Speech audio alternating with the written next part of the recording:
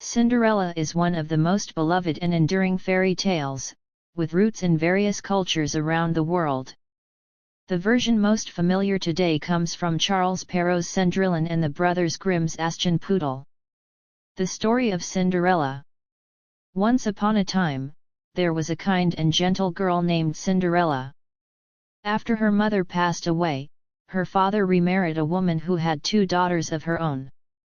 Unfortunately, the stepmother and her daughters were cruel and jealous of Cinderella's beauty and kind heart.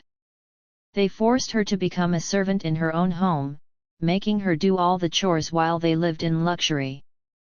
They dressed her in rags and made her sleep in the attic, far away from the warmth of the fire.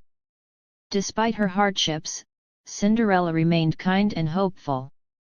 She often spoke to the animals in the house, and they became her only friends. Her life was difficult, but she never lost her gentle spirit. One day, the king announced that he would hold a grand ball in honor of his son, the prince, who was searching for a bride. Every eligible maiden in the kingdom was invited to attend. Cinderella's stepsisters were thrilled and spent days preparing their gowns and practicing their manners.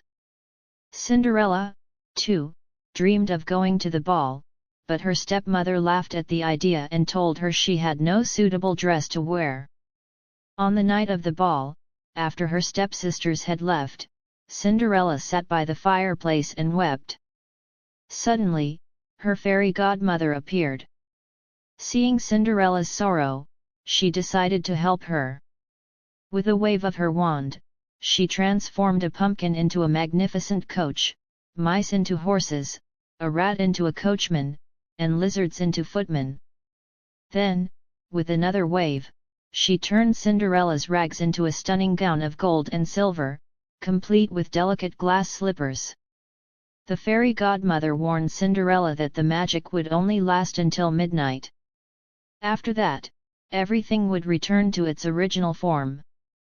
Overjoyed, Cinderella thanked her fairy godmother and set off for the ball.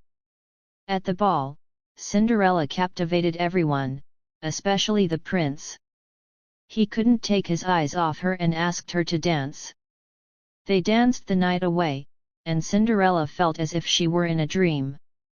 However, as the clock began to strike midnight, she remembered her fairy godmother's warning. In a panic, she fled the palace, leaving behind one of her glass slippers on the stairs.